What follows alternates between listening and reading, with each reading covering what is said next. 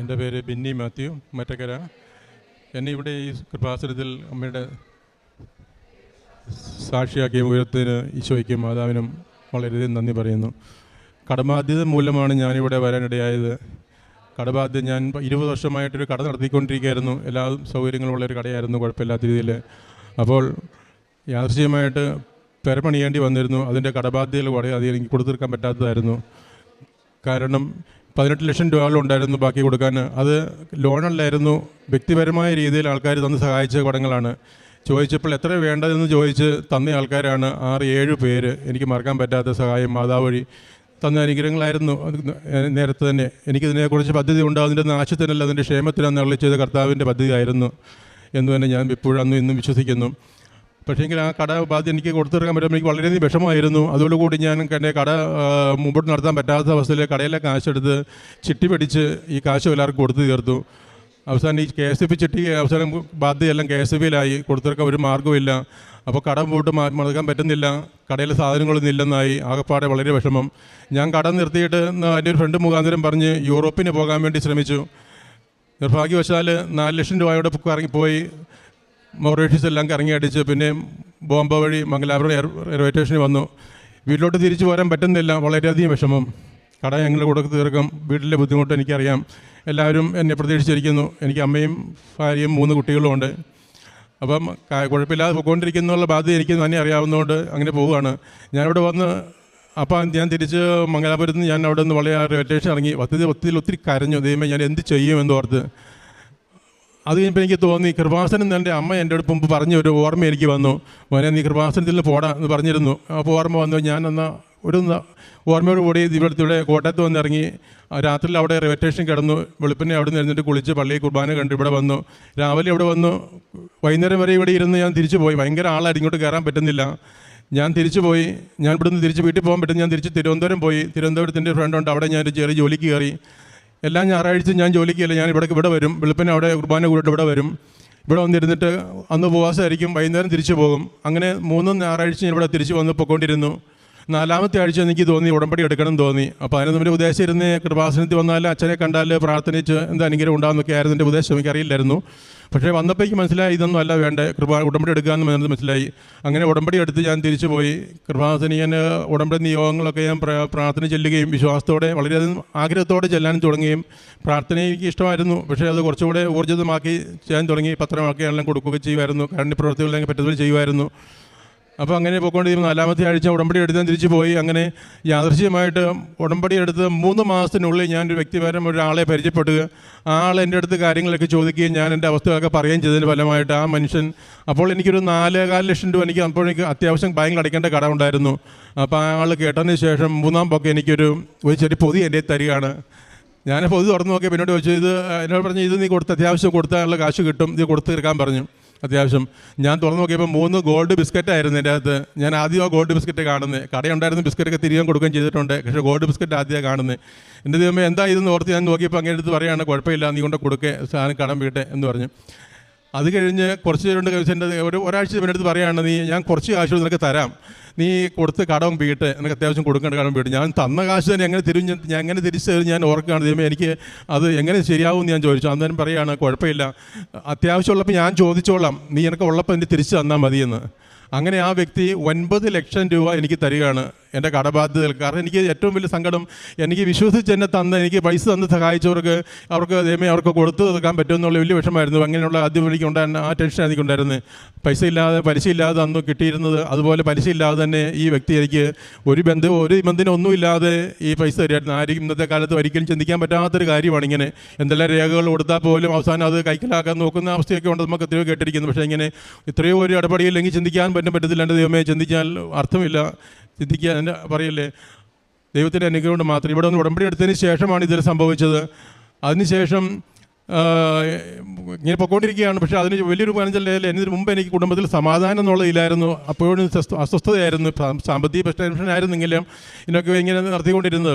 ഇത് ഉടമ്പടി എടുത്തതിന് ശേഷം സമാധാനം എന്നുള്ള അനുഭവിക്കാൻ പറ്റി. പരസ്പരം സ്നേഹവും ഐക്യവും സന്തോഷവും മക്കൾ തമ്മിലൊക്കെ ആണെങ്കിലും അവർക്കൊക്കെ ആണെങ്കിലും പരസ്പരം സമാധാനം കൈവന്ന പോലെ എനിക്കത് അനുഭവിക്കാൻ പറ്റി. പരസ്പരവും സ്നേഹം ഏറ്റവും വലിയ അനുഗ്രഹം അതാണ്, കുടുംബ സമാധാനം, പരിശുദ്ധാത്മാവിൻ്റെ കൃപ, മാതാവിൻ്റെ അനുഗ്രഹം മാത്രമാണ്. എനിക്ക് പ്രാർത്ഥനയിൽ എനിക്ക് എന്തെങ്കിലും മാതാവിനോട് ജപമാല എനിക്ക് വലിയ കാര്യം എനിക്ക് അത്ര ഇല്ലായിരുന്നു കേട്ടോ, എനിക്ക് ഉള്ളത് പറഞ്ഞാൽ. പക്ഷേ ഉടമ്പടി എടുത്തതിന് ശേഷം എനിക്ക് മനസ്സിലായി ഒരു അമ്മ വീട്ടിൽ എത്രമാത്രം സ്ഥാനമുണ്ടോ അമ്മ ഒഴിച്ചു നിൽക്കാൻ പറ്റത്തില്ല.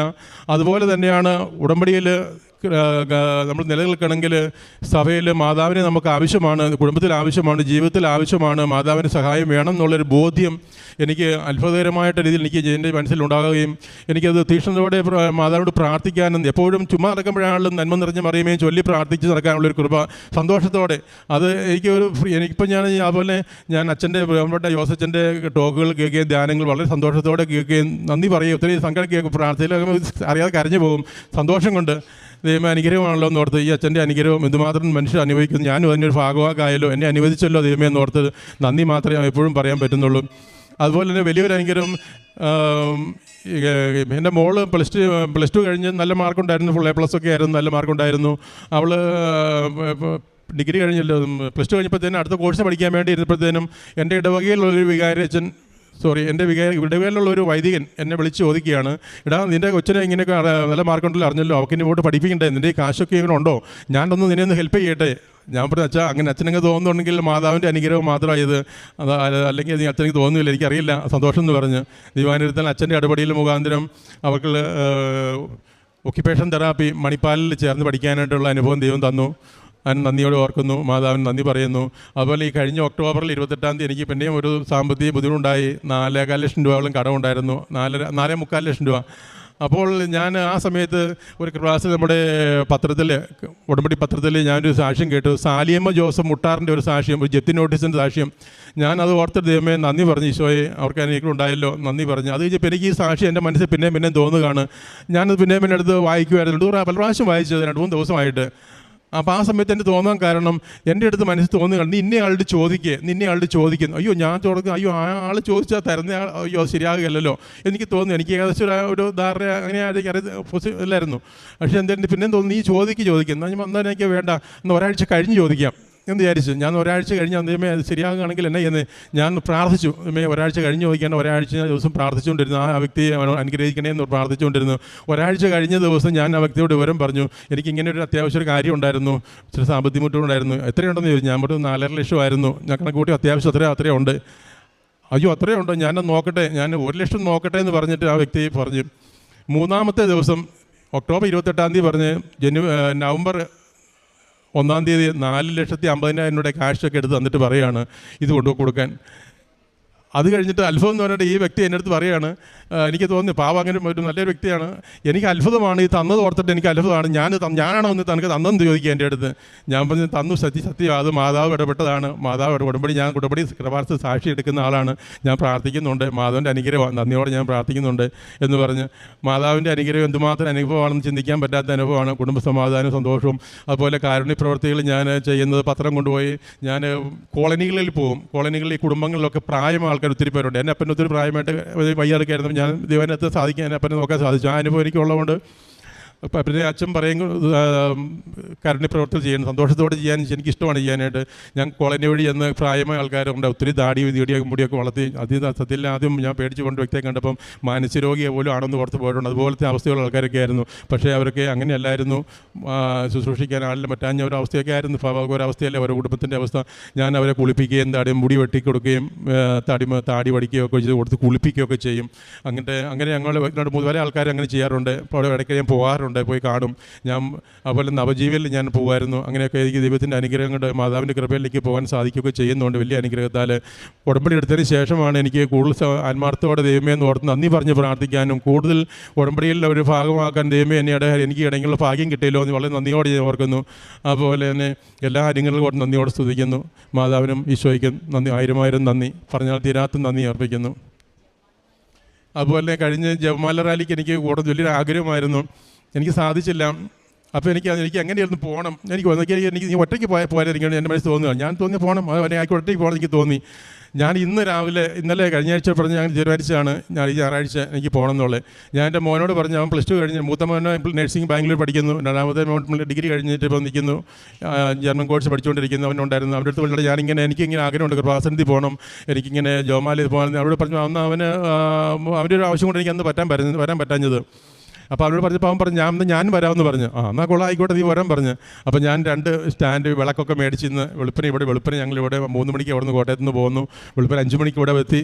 ഞങ്ങൾ 5:30 ആയപ്പോൾ ഇവിടുന്ന് കൃപാസനത്തിൽ നിന്ന് തിരികെ വിളക്ക് കത്തിച്ച് ഞങ്ങൾ ജവമാല റാലി അച്ഛൻ നയിച്ചതുപോലെ, ബഹുമാനപ്പെട്ട അച്ഛൻ നയിച്ചതുപോലെ ഞാനും എൻ്റെ മോനും കൂടെ ഇവിടുന്ന് അർത്തങ്കൽ പള്ളിയിലേക്ക് അന്ന് ജവമാല പോയ വഴിയിൽ കൂടെ തന്നെ നടന്നു പോയി അർത്തങ്കൽ പള്ളിയിൽ ചെന്നു. അവിടുത്തെ നിന്ന് കുർബാനയും കൂടി ഇവിടെ വന്ന് ഈ സാഹചര്യത്തിൻ്റെ ധ്യാനം കൂടി ഇപ്പോൾ സാക്ഷി ഇവിടെ ഇന്നീ ദിവസം പറയാൻ സാധിച്ചതും എല്ലാം ഒരു സാധിച്ചു. വളരെയധികം നന്ദി, പറഞ്ഞാൽ തീരാത്ത നന്ദി, 1000 നന്ദി. ഈശോയെ സ്തുതി, മാതാവേ മഹത്വം, ആരാധന.